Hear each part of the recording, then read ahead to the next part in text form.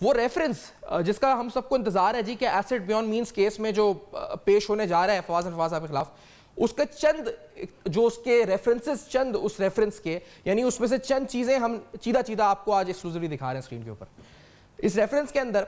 सब में अहम बात जो हमारे नजदीक इस वक्त है वो ये है कि नैब ने ये कैलकुलेट किया है कि फवाद हसन फवाद ने 1987 नवंबर 1987 जब अपना कैरियर स्टार्ट किया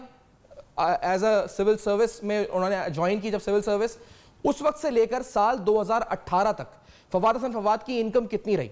तो हैरानकुन तौर पर आपको अंदाजा होगा कि ये नैब ने जो कैलकुलेट किया that amounts to almost 25 million rupees, यानी 2.5 करोड़ रुपए आप कह सकते हैं कि फवाद हसन फवाद ने 1987 से लेकर 2018 तक कमाया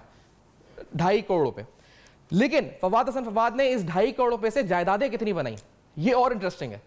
यानी उनकी जो नॉन आमदनी है वो 2.5 करोड़ रुपए रही 1987 से 2018 तक, लेकिन उन्होंने जो उस आमदनी से रकम बनाई वो कितनी बनाई, जो जायदादें बनाई वो कितनी बनाई। एक उन्होंने 5 कनाल का प्लॉट लिया रावलपिंडी के अंदर हैदर रोड के ऊपर, एक उन्होंने तकरीबन 8 कनाल का प्लॉट लिया कश्मीर रोड रावलपिंडी के ऊपर। इस प्लॉट की मालियत 68 करोड़ रुपए, उस वक्त उसकी मार्केट वैल्यू 1175 मिलियन रुपीस। इन्होंने 68 करोड़ रुपए का एक प्लॉट लिया, इनकी कुल आमदनी 2.5 करोड़ रुपए है जिसकी पिछले 15-20 साल की सर्विस की। उसके बाद उस प्लॉट को कंस्ट्रक्ट किया जिसकी जो कंस्ट्रक्शन कॉस्ट है वो 384 करोड़ रुपए है। और इसी तरह से 384 करोड़ रुपए के बाद इसमें सिर्फ उन्होंने जो 1086 मिलियन है जिसके बारे में उन्होंने कहा जी उसके जवाब नहीं दे सके वो कहां से आया। लेकिन सवाल यह जी कि 2.5 करोड़ रुपए आमदनी के साथ, ऑफिशियल इनकम के साथ, उन्होंने 384 करोड़ रुपए की कंस्ट्रक्शन करी, उन्होंने एक प्लॉट लिया 68 करोड़ रुपए का,